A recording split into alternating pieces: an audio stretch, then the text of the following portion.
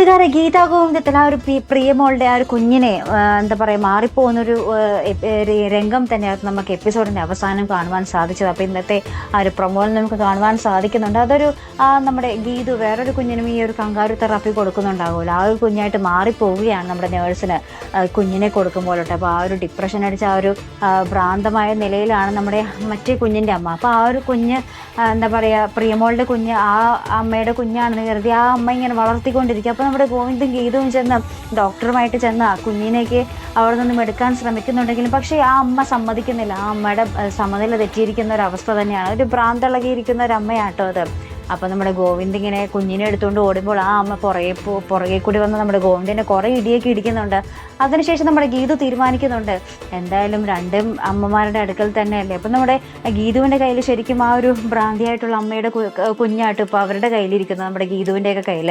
അപ്പോൾ നമ്മുടെ ഗീതു പറയുന്നുണ്ട് ഈ ഒരു കുഞ്ഞും രണ്ടും കുഞ്ഞു മക്കൾ തന്നെയല്ലേ. അപ്പോൾ ഇവർ രണ്ടുപേരും ആ ഒരു എന്താ പറയുക ആ ഒരു ചോരത്തുടിപ്പ് മാറും വരെ നല്ല രീതിയിൽ തന്നെ ആകണം, നമുക്ക് രണ്ടുപേരെയും നോക്കണം എന്നൊക്കെ പറഞ്ഞ് നമ്മുടെ ഗീതവും ഗോവിന്ദും സമാധാനമായിട്ടുള്ളൊരു തീരുമാനം എടുക്കുന്നുണ്ട്. അതിനുശേഷം നമുക്ക് കാണുവാൻ സാധിക്കുന്നത് നമ്മുടെ ഗോവിന്ദ് നമ്മുടെ ഗീതുവിൻ്റെ വീട്ടിൽ, അതായത് നമ്മുടെ ഭദ്രൻ്റെ വീട്ടിലിങ്ങനെ മതിൽ ചാടി ഭദ്രനും അമ്മയോ ഒന്നും അറിയാതെ മതിൽ ചാടി നമ്മുടെ ഗീതുവിൻ്റെ മുറിയിലേക്ക് വരുന്നൊരു രംഗമാട്ടോ. അപ്പോൾ ഗീതു ഇപ്പോൾ അവിടെ ഭദ്രൻ്റെ വീട്ടിലുണ്ട്. അപ്പോൾ നമ്മുടെ ഗീതുവിൻ്റെ അടുത്ത് പറയുന്നുണ്ട് ഞാൻ ഈ ആരും കാണാതെ വന്നത് അനാർക്കലിയും രാധികാമയും തമ്മിൽ എന്തെങ്കിലും ബന്ധമുണ്ടോ, അത് നിൻ്റെ അച്ഛന് വഴി ആ ഒരു കണക്ഷൻ അറിയാൻ വേണ്ടിയാണ്, എനിക്കത് ആ ഒരു സത്യം അറിയണം, രാധികാമ്മയ്ക്ക് എന്തെങ്കിലും കള്ളത്തരമുണ്ടെങ്കിൽ അതെനിക്ക് അറിയണം, അതെനിക്ക് എൻ്റെ ഒരു കടുത്ത തീരുമാനം തന്നെയാണ് എന്നൊക്കെ നമ്മുടെ ഗോവിന്ദ് നമ്മുടെ ഗീതുവിനോട് പറയുന്ന ഒരു രംഗവുമാട്ടോ നമുക്ക് കാണുവാൻ സാധിക്കുന്നത്. അപ്പോൾ ഗീതാ ഗോവിന്ദവും അകപ്പാടെ കഥ ഇങ്ങനെ പുകഞ്ഞു വരികയാണ്. നമ്മുടെ രാധികാമ്മയുടെയും അനാർക്കലിയുടെ ആ ഒരു ബന്ധം നമ്മുടെ ഗോവിന്ദ് അറിഞ്ഞാൽ പിന്നെ ആ രാധികാമ്മയുടെ കാര്യത്തിലൊരു തീരുമാനമായി കിട്ടും അല്ലെ പ്രേക്ഷകരെ. നമ്മുടെ വിജയലക്ഷ്മിയുടെ കാര്യത്തിലും തീരുമാനമാകും,